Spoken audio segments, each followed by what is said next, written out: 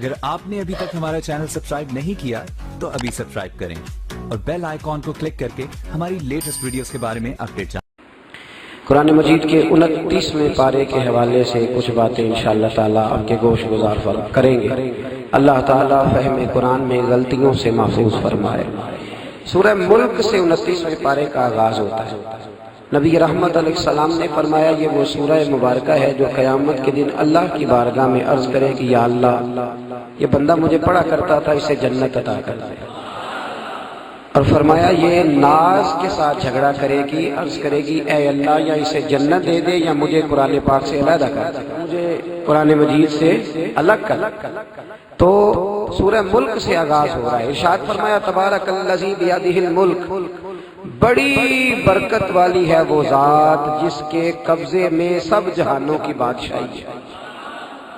तबारकल्लज़ी बियदिहिल मुल्क, बड़ी बरकत वाली है वो जात जिसके हाथ में तमाम जहानों की वहुव अला कुल्ली शैइन कदीर, और वो हर चीज पर पूरी तरह कादिर है, पूरी तरह कुदरत रखता है। फरमाया अल्लज़ी खलकल मौत, वो जिसने मौत को खल्क किया, वल हयात, और जिसने जिंदगी को बनाया, किस लिए? लियब्लुवकुम अय्युकुम अहसनु अमला, ताकि तुम्हें आजमाए कि तुम में से किसका अमल बेहतर।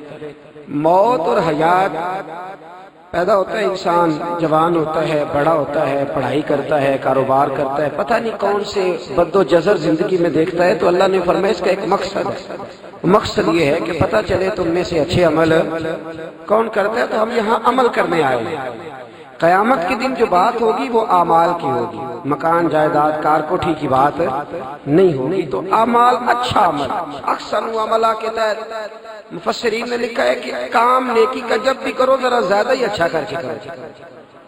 वुजू करो तो सोना करके करो, नमाज पढ़ो तो जरा जी आज गए पढ़नी जो है तो अब जरा सोनी करके करो।